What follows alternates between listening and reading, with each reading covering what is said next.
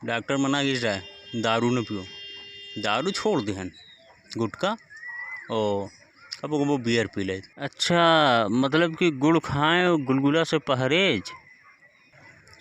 बपौना के 17 के दाम लगा ले धान, मगर लौंडा आवा, लौंडा कहिस कि मंडी गिर गए 15 में लागी, बेच के आए फिर 15 में, क्या करी। अच्छा, मतलब काजी घर के चूहा सयाने हैं, पूरा दिन इधर उधर घूमी हैं, शाम को नट्टी तक डट के खाना खाई हैं। मतलब वो है काम के और नकाज के दुश्मन अनाज के। जब न्योता दिया है बड़ा भौकाल रहा, यह व्यवस्था है वह व्यवस्था है, बफर सिस्टम है, छेना है रसगुल्ला है, भुइया बैठा के खवई भुइया।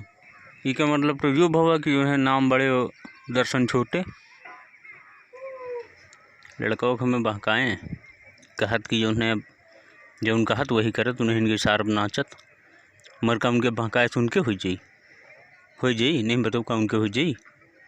देखो भैया ई के टेंशन ना लियो, हाथी घूमे गांव गांव और जी के हाथी वही के नाव। ठीक, वीडियो अच्छी लगी हुए चैनल का सब्सक्राइब करो, बेल के आइकन का दबाओ ताकि आपको मिल सके मैं आने वाली हर वीडियो की नोटिफिकेशन सबसे पहले। Thank you for watching.